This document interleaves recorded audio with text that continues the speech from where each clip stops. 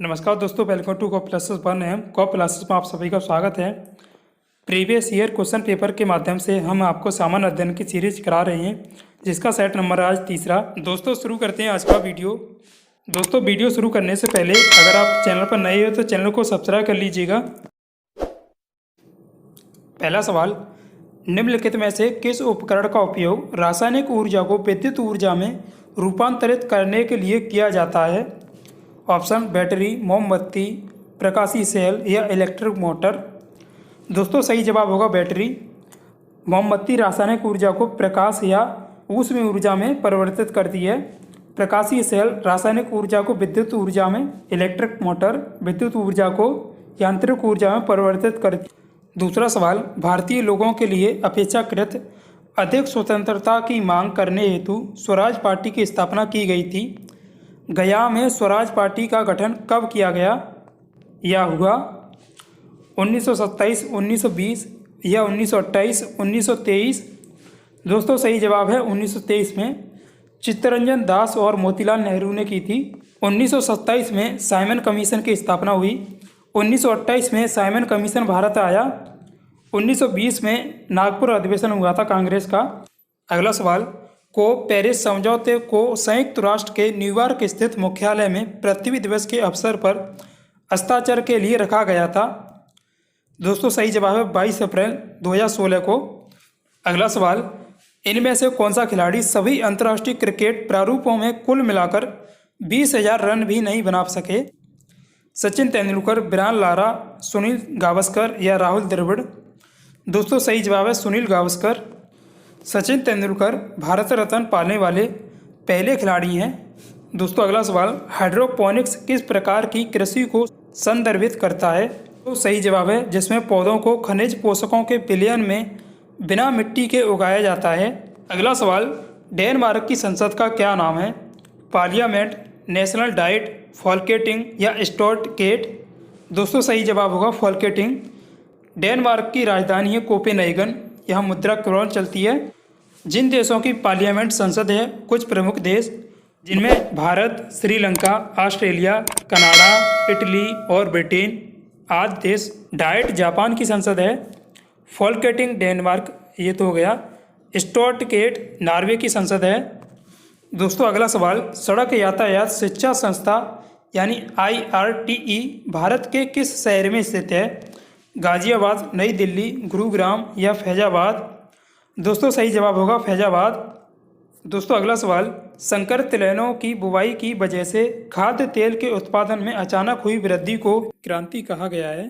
भूरी, काली, स्वर्ण, पीली। दोस्तों सही जवाब होगा पीली। भूरी उर्वरक से संबंधित है।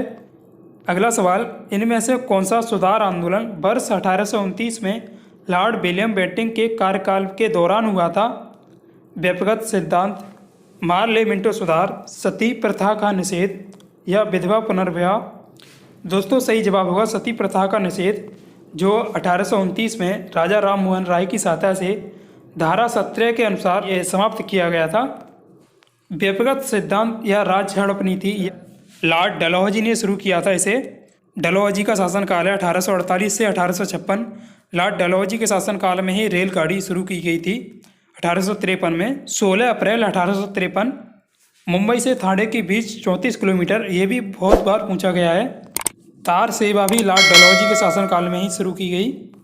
राज्य हड़प नीति का पहला शिकार था सतारा 1848 में। मार्ले मिंटो सुधार अधिनियम 1909 के द्वारा मुसलमानों के लिए अलग निर्वाचन का प्रावधान किया गया था। भारत का गवर्नर जनरल इस समय लॉर्ड मिंटो द्वितीय था। 1905 से 1910 तक उसका शासनकाल था। विधवा पुनर्विवाह लॉर्ड कैनिंग के समय 1856 में अधिनियम बना, इसके माध्यम से ये प्रारंभ हुआ था। लॉर्ड कैनिंग भारत का अंतिम गवर्नर जनरल और भारत का पहला वायसराय था। लॉर्ड बेंटिंक बंगाल का अंतिम गवर्नर जनरल और भारत का पहला गवर्नर जनरल था। लॉर्ड कैनिंग के समय ही मुगल सम्राट का जो पद है वो समाप्त किया गया 1858 के अधिनियम के द्वारा। व्यक्तिगत सिद्धांत भी लॉर्ड कैनिंग के समय ही समाप्त हुआ। अगला सवाल, निम्नलिखित में से कौन सा भारत का पहला जल विद्युत संयंत्र है? सिद्रोपोंग जल विद्युत संयंत्र, यही सही आंसर है इसका। ये जो पश्चिम बंगाल में लगाया गया था। अगला सवाल, निम्नलिखित में से कौन सा मेक इन इंडिया कार्यक्रम के 4 स्तंभों में से एक नहीं है? नए क्षेत्र, नया इंफ्रास्ट्रक्चर, नई प्रक्रियाएं या साझेदारी पूर्ण। दोस्तों सही जवाब होगा साझेदारी पूर्ण।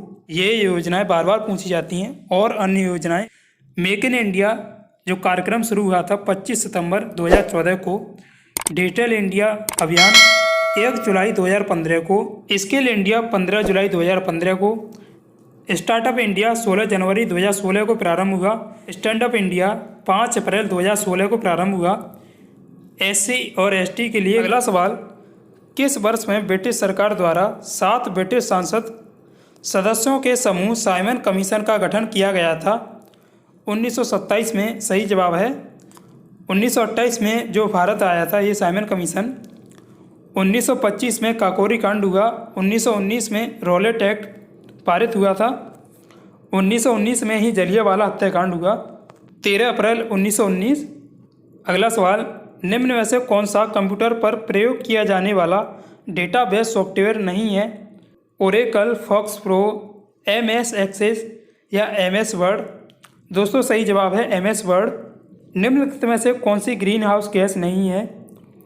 कार्बन डाइऑक्साइड, मीथेन या क्लोरोफ्लोरोकार्बन या ऑक्सीजन। दोस्तों सही जवाब होगा ऑक्सीजन। ग्रीन हाउस गैसों की संख्या 6 है। अगला सवाल, मोहनजोदड़ो कहाँ स्थित है? दोस्तों सही जवाब है सिंध। ये सभी पाकिस्तान में ही स्थित हैं। अगला सवाल, ग्रीष्मकालीन ओलंपिक 2024 का आयोजन किस शहर में किया जाएगा? लंदन, पेरिस, रियो या टोक्यो। दोस्तों सही जवाब है पेरिस। टोक्यो में जो अभी हुए थे 2020-21 के, इसमें भारत का स्थान रहा था 48वां। टोक्यो में जो ओलंपिक गेम हुए 32वें ओलंपिक गेम थे, जो अगले होने हैं वो 33वें होंगे। दोस्तों अगला सवाल, निम्नलिखित में से कौन सा कथन सही है? दोस्तों सही जवाब है सुचेता कृपलानी किसी राज्य की या भारतीय राज्य की प्रथम महिला मुख्यमंत्री थीं। प्रथम महिला राष्ट्रपति थीं प्रतिभा देवी सिंह पाटिल, जो 12वीं राष्ट्रपति बनी थीं। प्रथम महिला प्रधानमंत्री इंदिरा गांधी। प्रथम महिला उपराष्ट्रपति अभी तक नहीं बनी है भारत में। दोस्तों अगला सवाल, भारत का पहला परमाणु विस्फोटक स्थल पोखरण किस राज्य में स्थित है? उड़ीसा, पंजाब, राजस्थान या आंध्र प्रदेश। दोस्तों सही जवाब होगा राजस्थान। यह विस्फोटक 1974 में किया गया था। इस ऑपरेशन का नाम था स्माइलिंग बौद्धा। अगला सवाल, 1928 में सरदार वल्लभ भाई पटेल ने ब्रिटिश सरकार के भू राजस्व बढ़ाने के निर्णय के विरुद्ध में हुए किसान आंदोलन का नेतृत्व किया था। लुम्बिनी, पावापुरी, श्रीरंगपट्टनम या बारदोली। दोस्तों सही जवाब है बारदोली, गुजरात। बारदोली की महिलाओं ने ही वल्लभ भाई पटेल को सरदार की उपाधि दी थी। दोस्तों अगला सवाल, भारतीय संविधान के किस अनुच्छेद में यह निर्दिष्ट किया गया है कि राज्य ग्राम पंचायतों का गठन करने के लिए कदम उठाएगा? दोस्तों सही जवाब है अनुच्छेद 40। 43 में कर्मकारों के लिए निर्वाह मजदूरी का प्रावधान है। अनुच्छेद 41 कुछ दशाओं में काम, शिक्षा और लोक सहायता की पाने के लिए एक प्रावधान है। 42वां काम की न्याय संगत और मनोचिकित दशाओं में सहायता का उपबंध है। दोस्तों अगला सवाल, भारत सरकार द्वारा ईमेल, आउटबाउंडिंग, डायलिंग और MS संदेशों के माध्यम से भारतीय नागरिकों से संपर्क करने हेतु प्रयोग की जाने वाली इलेक्ट्रॉनिक प्रणाली है। दोस्तों सही जवाब है ई संपर्क। अगला सवाल, 1 पेटाबाइट के बराबर होता है? दोस्तों सही जवाब है TB, 1024 TB। हमने आपको कंप्यूटर की माप इससे पहले सेट में भी बताई थी। दोस्तों कंप्यूटर की मेमोरी की मापने की इकाई होती है बिट।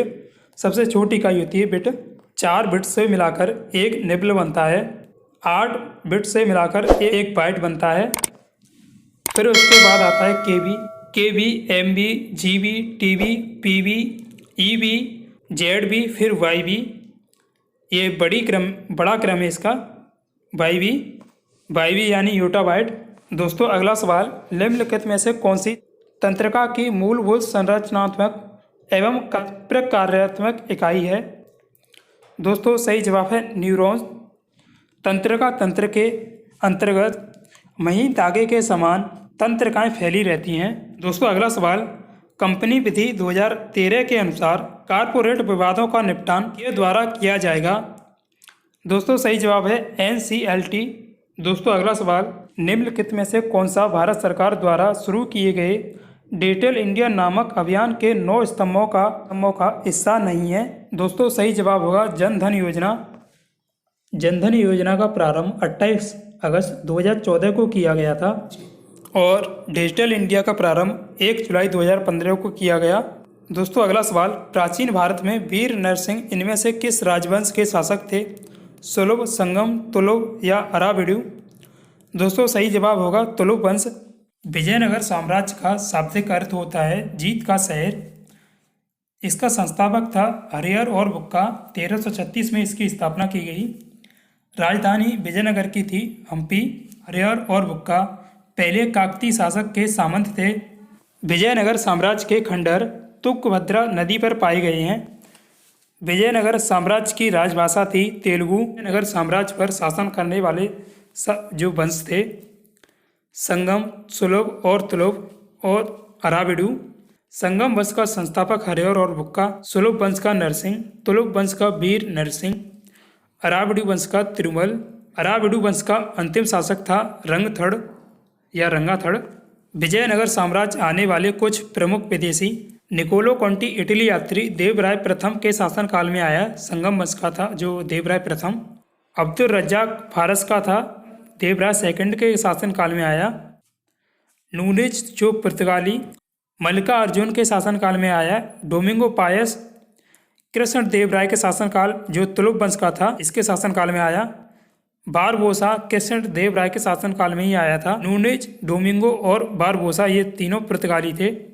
दोस्तों अगला सवाल, 1987 में किस संवैधानिक संशोधन अधिनियम के तहत गोवा को विधानसभा युक्त पूर्ण राज्य बनाया गया था और दमन और दीव को केंद्र शासित प्रदेश के रूप में गठित किया गया था? 57, 52, 56 या 55? दोस्तों सही जवाब है 56। 55वां अधिनियम द्वारा आर्टिकल 371 जे को जोड़कर अरुणाचल के लिए विशेष राज्य की व्यवस्था की गई है। 52वां संशोधन, इसके द्वारा 10वीं अनुसूची को जोड़कर दल बदल रोकने की व्यवस्था की गई है। दोस्तों अगला सवाल, ब्रह्मपुत्र उन प्रमुख नदियों में से एक है जो कई सहायक नदियों के साथ कई देशों में प्रभावित होती है। निम्नलिखित में से कौन सी ब्रह्मपुत्र की सहायक नदी नहीं है? तीस्ता, सुबनसिरी, दिबंग या तमसा? दोस्तों सही जवाब होगा तमसा। ब्रह्मपुत्र नदी का उद्गम तिब्बत में मानसरोवर झील से होता है। अगला सवाल, जी गुरुत्वाकर्षण का मान आर त्रिज्या के मान के अनुसार बदलता है। किसी छात्र को जी का मान कहाँ पर न्यूनतम प्राप्त होगा? दोस्तों सही जवाब होगा भूमध्य रेखा। जी का मान सर्वाधिक ध्रुवों पर होता है। दोस्तों अगला सवाल, चियापास पठार किस देश में स्थित है? मैक्सिको, तुर्की, जर्मनी या चीन? दोस्तों सही जवाब है मैक्सिको। मैक्सिको की राजधानी मैक्सिको सिटी, मुद्रा पीसो। तुर्की अंकीरा, राजधानी लीरा मुद्रा। जर्मनी बर्लिन, यूरो मुद्रा, बर्लिन राजधानी। चीन की राजधानी बीजिंग, युआन मुद्रा। अगला सवाल, कौन सा भारतीय उपग्रह समुद्र विज्ञान, तटीय और वायुमंडलीय अनुप्रयोगों के लिए डेटा एकत्रित करता है? दोस्तों सही जवाब है IRS P4। दोस्तों अगला सवाल, पानीपत की तीसरी लड़ाई कब लड़ी गई थी? 1756, 1576 या 1761 या 1764? दोस्तों सही जवाब है 1761। पानीपत की जो तीसरी लड़ाई थी मराठा और अहमद शाह अब्दाली के बीच लड़ी गई थी, जिसमें मराठाओं की हार हुई। इस समय जो मराठा शासक था बालाजी बाजीराव, इसका जो अन्य नाम था नाना साहेब। 1576 में महाराणा प्रताप और अकबर के बीच हल्दी घाटी का युद्ध हुआ था। पानीपत के अन्य दो युद्ध 1526 में इब्राहिम लोधी और बाबर के बीच हुआ था पहला, और दूसरा हुआ था अकबर और हेमू के बीच 1556 में। दोस्तों अगला सवाल, केंद्रीय भारतीय भाषा संस्था यानी CIIL इनमें से किस भारतीय राज्य में स्थित है? तमिलनाडु, उत्तर प्रदेश, कर्नाटक, मध्य प्रदेश? दोस्तों सही जवाब है कर्नाटक। कर्नाटक की सीमा लगती 6 राज्यों से, उत्तर से शुरू करते हैं। गोवा, महाराष्ट्र, तेलंगाना, आंध्र प्रदेश और तमिलनाडु और केरल। ये करंट का सवाल है। 2020 में वैश्विक भुखमरी सूचकांक में भारत किस स्थान पर है? यह था पहले स्थान पर बेलारूस है। दोस्तों अगला सवाल, किस देश को जोगियों का देश या हर्मिट ऑफ किंगडम के नाम से भी जाना जाता है? थाईलैंड, उत्तर कोरिया, जापान या ऑस्ट्रेलिया? दोस्तों सही जवाब है उत्तर कोरिया। उत्तर कोरिया की राजधानी प्योंगयांग और मुद्रा वॉन चलती है। थाईलैंड की राजधानी बैंकॉक, भाट मुद्रा। जापान की राजधानी टोक्यो, येन मुद्रा। ऑस्ट्रेलिया की राजधानी कैनबरा, डॉलर मुद्रा। दोस्तों अगला सवाल, दृश्यमान विकिरण की खोज किसने की थी? सही जवाब है आइजैक न्यूटन। बेकरेल ने गामा किरणों की खोज की थी। इसकी वेदन क्षमता सर्वाधिक होती है। मार्कोनी ने दीर्घ रेडियो तरंगों की खोज की। विलियम रॉन्टजन ने एक्स किरणों की खोज की। दोस्तों अगला सवाल, अंतर्राष्ट्रीय साक्षरता दिवस कब मनाया जाता है? सही जवाब है 8 सितंबर को। 27 सितंबर को विश्व पर्यटन दिवस मनाया जाता है। 29 सितंबर को विश्व हृदय दिवस और 14 सितंबर को हिंदी दिवस। आशा करता हूँ दोस्तों आपको वीडियो पसंद आएगा। वीडियो को लाइक, शेयर एंड चैनल को कर लीजिएगा subscribe. Thanks for watching this video.